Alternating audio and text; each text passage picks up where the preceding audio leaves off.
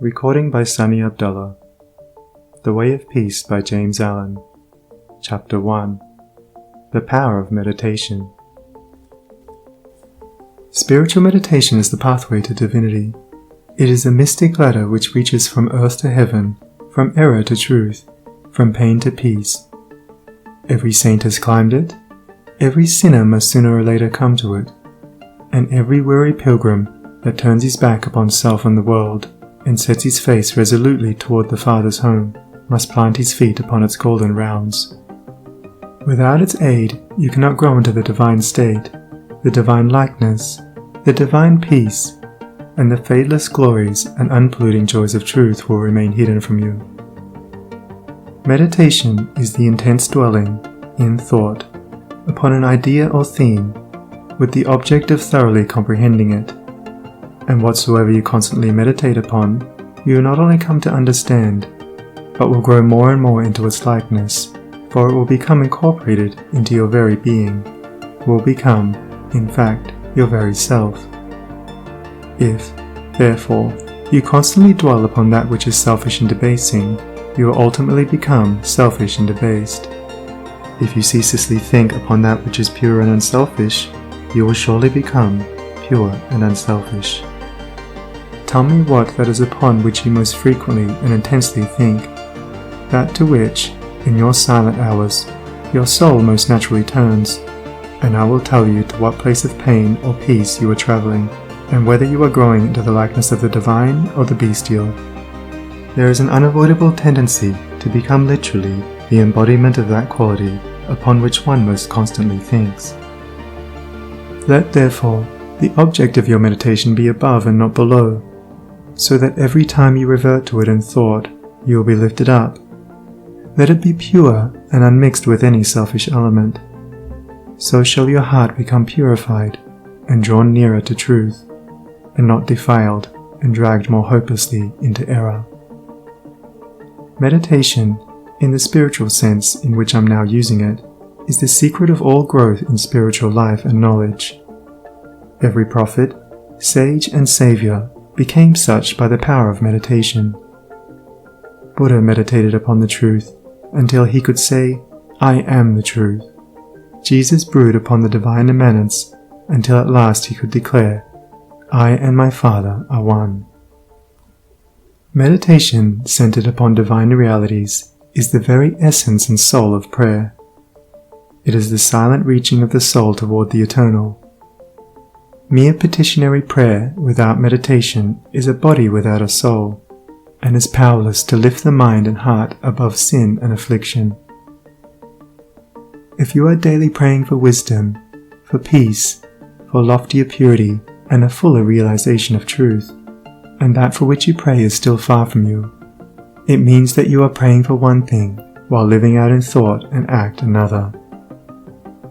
If you will cease from such waywardness, taking your mind off those things the selfish clinging to, which debars you from the possession of the stainless realities for which you pray, if you will no longer ask God to grant you that which you do not deserve, or to bestow upon you that love and compassion which you refuse to bestow upon others, but will commence to think and act in the spirit of truth, you will, day by day, be growing into those realities, so that ultimately you will become one with them.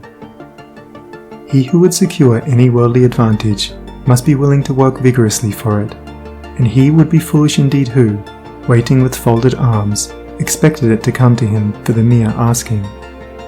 Do not then vainly imagine that you can obtain the heavenly possessions without making an effort. Only when you commence to work earnestly in the kingdom of truth will you be allowed to partake of the bread of life. And when you have, by patient and uncomplaining effort, earned the spiritual wages for which you ask, they will not be withheld from you. If you really seek truth, and not merely your own gratification, if you love it above all worldly pleasures and gains, more, even, than happiness itself, you will be willing to make the effort necessary for its achievement. If you would be freed from sin and sorrow, if you would taste of that spotless purity for which you sigh and pray, if you would realize wisdom and knowledge, and would enter into the possession of profound and abiding peace, come now and enter the path of meditation, and let the supreme object of your meditations be truth. At the outset, meditation must be distinguished from idle reverie. There is nothing dreamy and unpractical about it. It is a process of searching and uncompromising thought which allows nothing to remain but the simple and naked truth. Thus meditating, you will no longer strive to build yourself up in your prejudices, but, forgetting self, you will remember only that you are seeking the truth.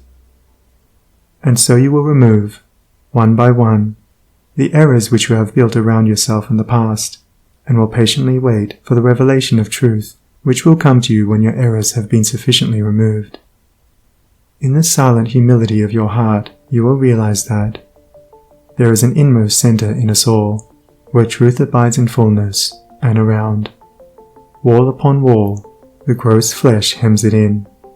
This perfect, clear perception which is truth, a baffling and perverting carnal mesh, blinds it, and makes all error, and to know, rather consists in opening out a way whence the imprisoned splendor may escape, than in effecting entry for a light supposed to be without. Select some portion of the day in which to meditate, and keep that period sacred to your purpose. The best time is the very early morning, when the spirit of repose is upon everything.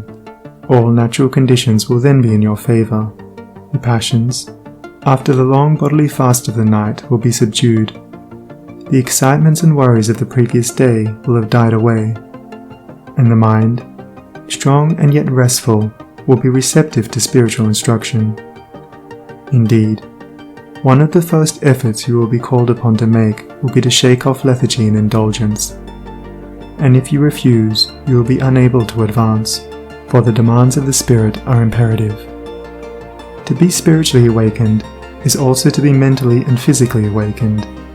The sluggard and the self-indulgent can have no knowledge of truth. He who, possessed of health and strength, wastes the calm, precious hours of the silent morning in drowsy indulgence, is totally unfit to climb the heavenly heights. He whose awakening consciousness has become alive to its lofty possibilities, who is beginning to shake off the darkness of ignorance in which the world is enveloped, rises before the stars have ceased their vigil, and, grappling with the darkness within his soul, strives, by holy aspiration, to perceive the light of truth, while the unawakened world dreams on. The heights by great men reached and kept, and were not attained by sudden flight, but they, while their companions slept, were toiling upward in the night. No saint, no holy man, no teacher of truth ever lived who did not rise early in the morning. Jesus habitually rose early, and climbed the solitary mountains to engage in Holy Communion. Buddha always rose an hour before sunrise and engaged in meditation, and all of his disciples were enjoined to do the same. If you have to commence your daily duties at a very early hour, and are thus debarred from giving the early morning to systematic meditation, try to give an hour at night, and should this, by the length and laboriousness of your daily task, be denied you, you need not despair, for you may turn your thoughts upward in holy meditation in the intervals of your work, or in those few idle minutes which you now waste in aimlessness.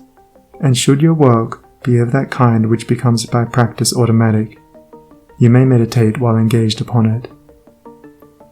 That eminent Christian saint and philosopher, Jacob Boehme, realized his vast knowledge of divine things whilst working long hours as a shoemaker. In every life there is time to think, and the busiest, the most laborious, is not shut out from aspiration and meditation. Spiritual meditation and self-discipline are inseparable. You will, therefore, commence to meditate upon yourself so as to try and understand yourself.